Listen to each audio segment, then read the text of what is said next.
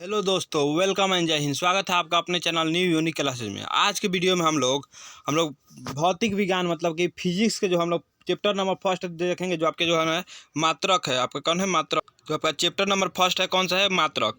मात्रक के बारे में जानेंगे कि मात्रक है जो आपके मात्रक है। मात्रक के हम लोग कुछ कुछ महत्वपूर्ण टॉपिक के बारे में भी देखेंगे और उसके बाद कुछ हम लोग क्वेश्चन को देखेंगे। देखिए, ये जो आपका चैप्टर है जो हम कराने आपके जो 2022 एग्जाम बिहार पॉलिटेक्निक तथा बिहार एनडीए के लिए एनडीए के लिए बहुत ही महत्वपूर्ण है। जो ये आपका चैप्टर है जो आपका पॉलिटेक्निक तथा एनडीए के लिए बहुत ही महत्वपूर्ण है। तो वीडियो को बिना स्किप किए पूरी देखिएगा। अगर आप पहली बार हमारे चैनल पर विजिट कर रहे हैं तो चैनल को सब्सक्राइब कर लीजिएगा, बेल आइकन भी दबा लीजिएगा। तो देखिए, इसमें जब मापन से संबंधित कुछ महत्वपूर्ण एक टॉपिक आता है, जैसे हम लोग सबसे पहले कुछ मात्रक जान लेते हैं। क्योंकि देखिए, मात्रक का प्रयोग मापन मतलब क्या होगा, हमें सबसे पहले मात्रक के बारे में जानना है। क्योंकि मात्रक पता रहेगा तभी हमें कोई भी चीज़ दिया रहेगा तो उसको हम लोग चेंज कर सकते हैं। मान लीजिए आपसे मीटर में कहेगा, एंगस्ट्रम में पूछेगा तो कैसे बताइएगा। तो देखिए, कुछ टॉपिक पर ध्यान देते हैं। जैसे मैं आपका दिया, एक एंगस्ट्रॉम बराबर कितना होता है। तो एक एंगस्ट्रॉम बराबर 10⁻⁻10 मीटर होता है, याद रखिएगा। एक एंगस्ट्रॉम बराबर कितना होता है, 10⁻10 मीटर होता है, ये भी याद रखिएगा। अगर यही आपसे सेंटीमीटर में पूछ दे कि एक एंगस्ट्रॉम बराबर कितना सेंटीमीटर होता है, तो 10 गो है, 10 गो में से 2 घटा दीजिए, कितना होगा, 10⁻8 हो जाएगा। तो वही जगह 10⁻8 हो जाएगा सेंटीमीटर। देखिए, कौन चीज़ अगर सेंटीमीटर में करना है 2 घटा देना। मान लीजिए 10⁻10 और आपके मीटर में दिया है, आपसे सेंटीमीटर में पूछे तो कितना होगा, 10⁻8 हो जाएगा। अगर आपसे वही पूछे कुछ पूछेगा आपका सेंटीमीटर में, तो दो का करना है, घटा देना है। मतलब काहे दो घटाना है तो उसका भी पता चल जाएगा। क्यों? क्योंकि देखिए, सेंटीमीटर में बदलने के लिए हम क्या करते हैं, 100 से गुना करते हैं। तो देखिए, ठीक है, अरे 10⁻10 दिया है, ठीक है, एक एंगस्ट्रॉम में 10⁻10 मीटर। अगर सेंटीमीटर बदलना होगा तो क्या करेंगे, 100 से गुना करेंगे, 100 से गुना करेंगे। 100 मतलब क्या हो गया, 10⁻2 हो गया, 10⁻2, ठीक है। तो आपका हो जाएगा 10⁻−10 गुने 10⁻2 है, माइनस प्लस गुना होगा तो क्या होगा, 2 घट जाएगा। तो वही हो जाता है 10⁻8 सेंटीमीटर। तो वही हो जाएगा एक एंगस्ट्रॉम बराबर कितना हो जाएगा, 10⁻10 मीटर। एक नैनोमीटर बराबर कितना होता है, तो एक नैनोमीटर बराबर होता है आपका 10⁻9 मीटर। अगर यही आपसे सेंटीमीटर में पूछे तो 10⁻7 सेंटीमीटर, याद रख लीजिएगा। एक माइक्रोमीटर बराबर कितना होता है, तो एक माइक्रोमीटर बराबर 10⁻6 मीटर होता है, ये भी याद रखिएगा। एक माइक्रोमीटर बराबर 10⁻6 मीटर। एक मिलीमीटर बराबर 10⁻3 मीटर। एक मिलीमीटर बराबर 10⁻3 मीटर होता है, याद रखिएगा। एक मिलीमीटर बराबर 10⁻3 मीटर। एक सेंटीमीटर बराबर 10⁻2 मीटर। एक किलोग्राम बराबर कितना होता है, हम लोग जानते हैं। एक किलोग्राम बराबर कितना होता है, 1000 ग्राम होता है, ठीक है। सॉरी, 1 किलोमीटर बराबर कितना होता है, 1000 मीटर होता है। 1 किलोमीटर बराबर 1000 मीटर। 1000 मीटर मतलब क्या होगा, 10⁻3 लिख सकते हैं। तो वही हो गया, 1 किलोमीटर बराबर 10⁻3 मीटर हो जाएगा आपका ऑप्शन। अब इसका क्या हो जाएगा, ऑप्शन नहीं, इस 1 किलोमीटर बराबर 10⁻3 मीटर हो जाएगा। 1 मेगामीटर बराबर कितना होगा, 1 मेगामीटर बराबर 10⁻6 मीटर होगा। क्यों? अगर आपसे पूछा जाए 1 मेगा, देखिए मेगा मीटर, छोड़िए मीटर दिया इसलिए यहाँ पे मीटर लगाया।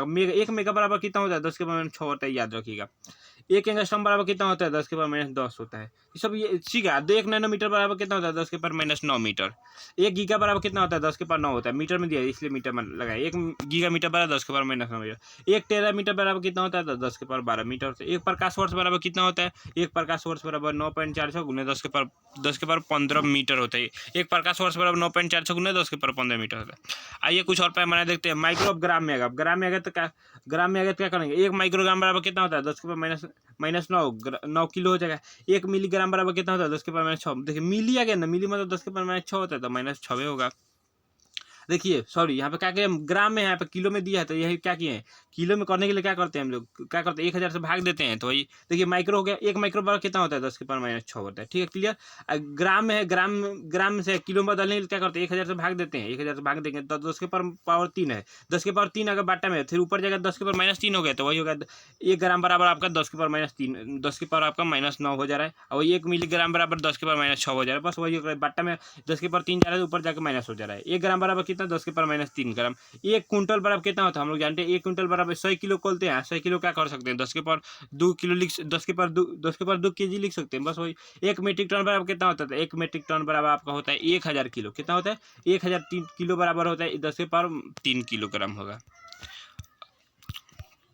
अगला टॉपिक, अगला देखते हैं। अगला है आपका, देखिए और है, 1 पिको सेकंड बराबर कितना होता है। देखिए सेकंड है तो सेकंड में मात्रक पूछा है तो कोई दिक्कत नहीं। 1 पिको बराबर कितना होता है, 10⁻12 होता है। तो 10⁻12 सेकंड पूछा था, सेकंड लगा देंगे। 1 नैनो सेकंड बराबर कितना होता है, 1 नैनो सेकंड बराबर 10⁻9 सेकंड होता है। 1 माइक्रो सेकंड बराबर कितना होता है, 10⁻6 होता है। बताइए, 10⁻6 होता है।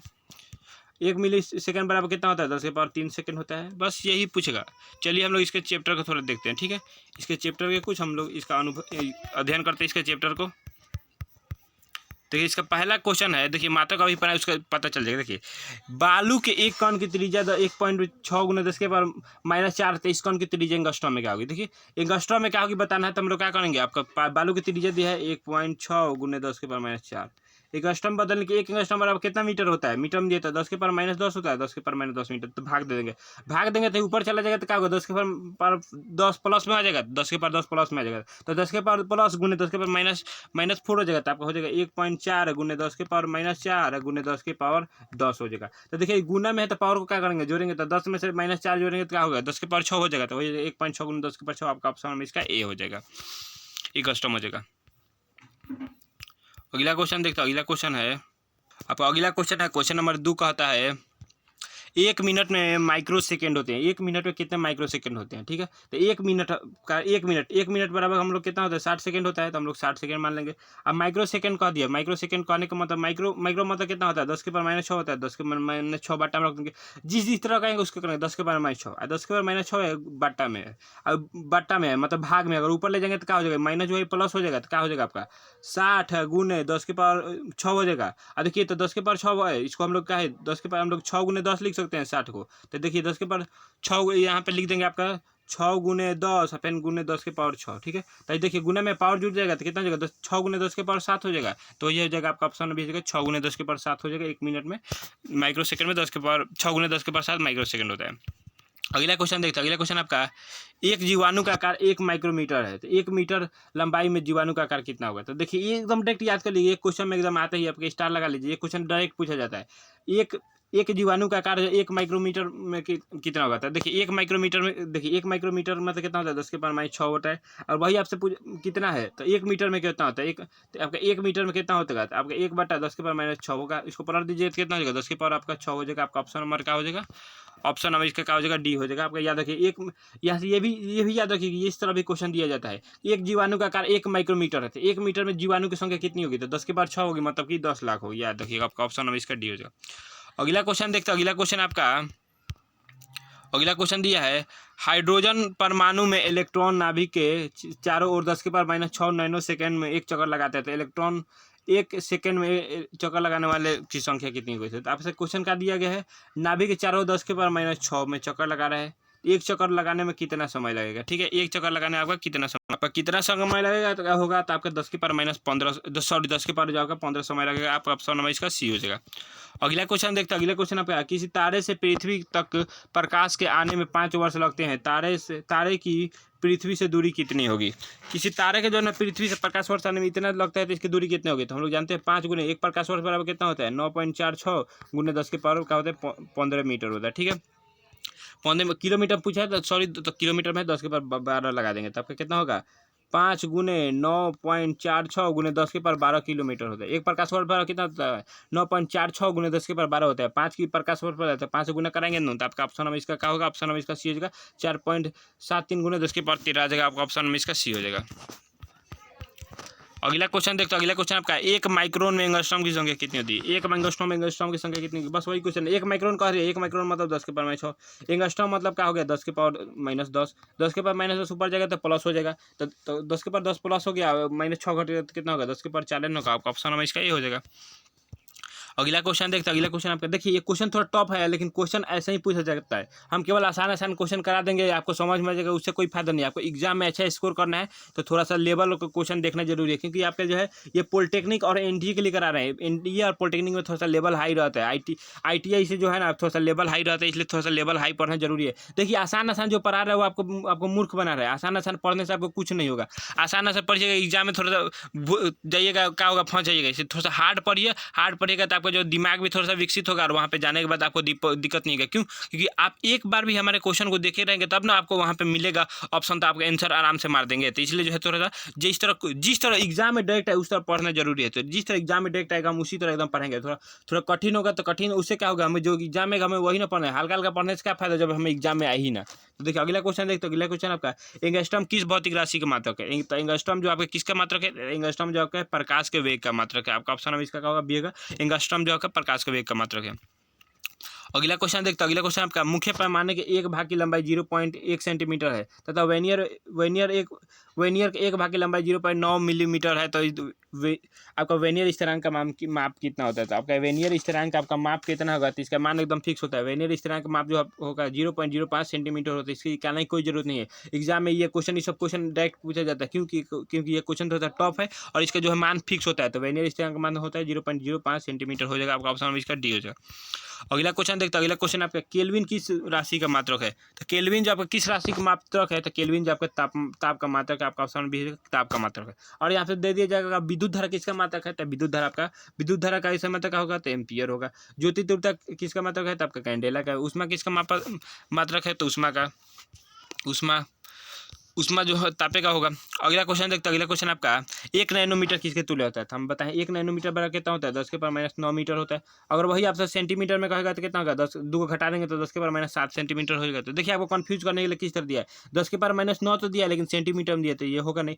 यहाँ पे सेंटीमीटर में दिया है लेकिन 10⁻⁷ दिया तो ये होगा। 1 नैनोमीटर बराबर 10⁻⁹ मीटर होता है, लेकिन सेंटीमीटर में पूछा जाता है 10⁻⁷ सेंटीमीटर होता है, याद रखिएगा।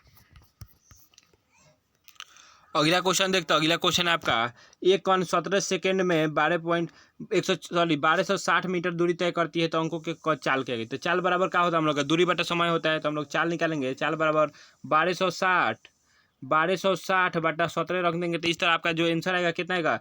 74.11 आएगा। लेकिन आपको क्या पूछ रहा है? इसके मात्रक जो आपका मानक में बताना, इसका मानक में बताना है। तो देखिए कहने का मतलब कि जितना सार्थक अंक जो सबसे कम होगा उतना ही सार्थक अंक लेना है। तो आपका जो है 7.11 में 4 गो सार्थक अंक आ गया, लेकिन देखिए यहाँ पे 17 दिया है, में कई गो सार्थक अंक है? 2 गो है, तो 2 गो लेना है। एक एक हटा देंगे तो खाली आपका होगा 74। आपका ऑप्शन बी हो जाएगा, सार्थक अंक में लेना है। आपका ऑप्शन हमें इसका क्या हो जाएगा? सी हो जाएगा। आंसर कुछ भी है, आंसर से मतलब नहीं, आपका सार्थक अंक कई गो होना चाहिए। तो इसमें 2 गो दिया है तो इसमें 2 गो होने चाहिए, क्योंकि किसी भी संख्या का न्यूनतम सार्थक अंक लिया जाता है। अगला क्वेश्चन देखते हैं। अगला क्वेश्चन आपका एक घन की भुजा 1.2 सेंटीमीटर मापी गई है, घन का आयतन शुद्ध अंकों में बताइए। तो घन का आयतन बताना शुद्ध अंकों में मतलब माप करना है। देखिए घन की भुजा दिया है, तो इसका हम लोग घन की भुजा 1.2 है। इसका आयतन का हम लोग फार्मूला क्या जानते हैं? भुजा क्यों जानते हैं? तो हम लोग 12.3 मतलब कहने का मतलब 1.3 निकालेंगे तो आपका कितना आ जाएगा? आपका आ जाएगा आपका 1728 आता है। ठीक है, आपका कितना हो जाएगा? 1728। एक पॉइंट जो आपका कितना हो जाएगा? 1.728 हो जाएगा। ठीक है, तो 1.728 हो जाएगा। तो इसमें सार्थक अंक कितना है? 2 गो दिया है। इसमें सार्थक अंक कई गो है? 2 गो है, तो हम लोग इतना लेंगे सार्थक अंक में, तो 4 गो हो जा रहा है। तो हम लोग 2 गो सार्थक अंक लेने क्या करेंगे? दाहिने से 2 गो चुनेंगे तो 1.7 हो जाएगा। आपका 2 8 हटा देंगे तो आपका 1.7 हो जाएगा। आपका ऑप्शन में, क्योंकि देखिए 1.2 को हम लोग क्यूब करेंगे, क्योंकि भुजा क्यूब होता है घन का आयतन, तो आपका आ जाएगा 1.728 हो जाएगा। इसमें 2 गो है सार्थक अंक, तो 2 गो लेंगे तो 1.7 हो जाएगा। आपका ऑप्शन में इसका बी हो जाएगा। अगला क्वेश्चन देखते हैं। अगला क्वेश्चन आपका प्रकाश वर्ष मात्रक है। प्रकाश वर्ष किसका मात्रक है? तो प्रकाश वर्ष जो आपका दूरी का मात्रक है, याद रखिएगा। ऑप्शन में हो जाएगा प्रकाश वर्ष दूरी का मात्रक है। अगला क्वेश्चन देखते हैं। अगला क्वेश्चन आपका लीटर किस पद्धति का मात्रक है? तो लीटर जो आपका मीटर पद्धति का मात्रक है। देखिए जो दोस्तों हम ये जो क्वेश्चन करा रहे हैं आपका एग्जाम में डायरेक्ट आएगा, और इसका जो है देखिए हम जो क्वेश्चन करा रहे हैं, जो जिस बुक से करा रहे हैं, इसका एक खासियत है, आपका जो ऑप्शन जो आपका एकदम सेम होता है। ऑप्शन ये नहीं कि बी का सी, अगर ऑप्शन जो ए नंबर में मीटर ही है तो ए नंबर में मीटर ही होगा आपके एग्जाम में आएगा। तो आपका बी नंबर एमकेएस तो एमकेएस ही होगा। मतलब आपका जो ऑप्शन नंबर ए पर जो है ए पर रहेगा, बी पर जो बी पर रहेगा, एकदम डायरेक्ट एग्जाम में लड़ जाएगा। इसलिए हम क्वेश्चन कराएं थोड़ा सा क्रिटिकल है, लेकिन क्वेश्चन ऐसा ही एग्जाम में आता है। ठीक है, तो आपका क्या कर रहा है? लीटर किस पद्धति का मात्रक है? लीटर जो आपका मीटरी पद्धति का मात्रक है। आपका ऑप्शन नंबर इसका क्या होगा? ए हो जाएगा। लीटर जो आपका मीटरी पद्धति का मात्रक है। अगला क्वेश्चन देखते हैं। अगला क्वेश्चन आपका एम्पियर विद्युत धारा का मात्रक है। एम्पियर जो विद्युत धारा का मात्रक है किस पद्धति में? तो ये सही पद्धति में एम्पियर जो विद्युत धारा का मात्रक है। अगला क्वेश्चन देखते हैं। अगला क्वेश्चन आपका वर्नियर कैलिपर्स की अल्पतम मान कितना होता है? तो वर्नियर देखिए यहाँ पे क्या दिया है? वर्नियर कैलिपर्स की अल्पतम मान जो आपका 0.02 मीटर होता है। आपका ऑप्शन नंबर क्या हो जाएगा? 0.02 मीटर होता है। देखिए वहाँ पे जो स्थिरांक था इसलिए 0.05 था, यहाँ पे वर्नियर कैलिपर्स आपका 0.02 मीटर हो जाएगा। अगला क्वेश्चन देखते हैं। अगला क्वेश्चन आपका स्क्रूगेज किस सिद्धांत पर कार्य करता है? स्क्रूगेज जो आपका किस सिद्धांत पर कार्य करता है? तो स्क्रूगेज जो आपका पेज के सिद्धांत पर कार्य करता है। आपका ऑप्शन में जो पेज के सिद्धांत पर कार्य करता है। अगला क्वेश्चन देखते हैं। अगला क्वेश्चन आपका 0.01 मिली कितने माइक्रोन के बराबर होगा? तो 0.01 मिली जो आपका कितने माइक्रोन के बराबर होगा आपको बताना है। तो ये जो आपका होगा 10 माइक्रोन के बराबर होगा। 0.01 मिली जो आपका 10 माइक्रोन के आपका क्या होगा? बराबर होगा 10 माइक्रोन के। अगला क्वेश्चन देखते हैं। अगला क्वेश्चन है 0.001 में कितने सार्थक अंक होंगे? तो क्या बताएं? सार्थक अंक होने के लिए क्या होने चाहिए? देखिए दशमलव के तुरंत बाद आने वाले शून्य जो है तो सार्थक अंक नहीं होते, क्यों? लेकिन अगर दशमलव के तुरंत बाद अशून्य अंक हो लेकिन उसके बाद शून्य तो सार्थक अंक होगा। लेकिन देखिए दशमलव के तुरंत बाद आ गया ना अशून्य, तो शून्य अंक आ गया तो सार्थक अंक नहीं होता है। तो इसमें कई को सार्थक अंक होगा? एक होगा, ऑप्शन में ये हो जाएगा। क्यों? क्योंकि देखिए दशमलव के बाद जो कौन है खाली जीरो है, उसके बाद एक है, तो यहाँ पे क्या होगा? एक को सार्थक अंक होगा। लेकिन अगर वही मान लीजिए आपसे इस तरह क्वेश्चन पूछ दिया जाए, जीरो है यहाँ पे एक होगा, 0 0 1, तो इसमें जो कई को सार्थक अंक होगा? इसमें 4 को हो जाएगा। क्यों? क्योंकि दशमलव तुरंत बाद अशून्य है और शून्य के बाद जो है आपका शून्य अंक है, तो ये सब सार्थक अंक होता है। लेकिन देखिए दशमलव के बाद जो आपका क्या है, खाली आपका शून्य आया है, एक और शून्य है, तो आपका एक एक सार्थक अंक होगा। अगला क्वेश्चन देखते हैं। अगला क्वेश्चन आपका 0.0650 में सार्थक अंकों की संख्या कितनी होगी? तो देखिए तो आपको दशमलव तुरंत बाद शून्य है, तो जीरो तो है तो होगा नहीं। तो देखिए आपको कई हो गया? 2 2 4 को हो गया, तो आपका ऑप्शन में इसका डी होगा, 4 को होगा सार्थक अंक। ऑप्शन में इसका क्या हो जाएगा? डी हो जाएगा, 4 को सार्थक अंक होगा। अगला क्वेश्चन देखते हैं। अगला क्वेश्चन आपका यूरेनियम के परमाणु का द्रव्यमान इतना 3.7 × 10⁻25 है, तो किलोग्राम पर यूरेनियम का कोटि मान कितना होगा? देखिए कोटि मान के लिए हम लोग क्या करते हैं, आपका कोटि मान मतलब क्या होता है? देखिए यदि उसके मल्टीपल में मतलब यहाँ पे 3.7 दिया, गुना में कुछ भी दिया होगा ना, देखिए अगर 3.18 से बराबर या 12 होगा ना, तो कोटि मान अगर पूछेगा ना, तो कोटि मान में क्या करते हैं? एगो जोड़ देते हैं। अगर 3.18 से छोटा होगा ना, तो कोटि मान जिस जोन दिया होगा वही होगा। ठीक है, तो देखिए यहाँ पे 3.18 से 12 है ना, 3.7 है, तो कोटि मान कितना दिया? 10⁻−25 दिया है। तो कोटि मान निकालने की क्या करेंगे? 3.18 से 12, 30 में कोटि मान में एक जोड़ेंगे, तो देखिए -25 में एक जोड़िएगा तो कितना होगा? 10⁻24 हो जाएगा। तो वही हो जाएगा आपका ऑप्शन 20 होगा, 10⁻24 हो जाएगा।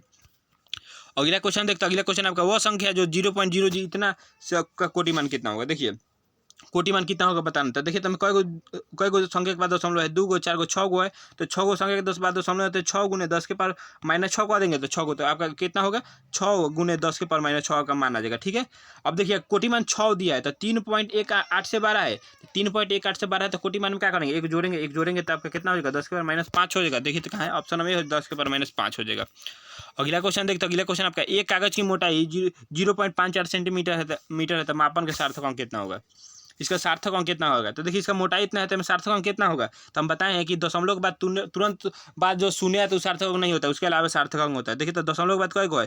तो 0 होगा नहीं, तो 5 4 तो सार्थक अंक है, तो यहाँ पे जो 3 गो सार्थक अंक होगा। आपका ऑप्शन में इसका सी हो जाएगा।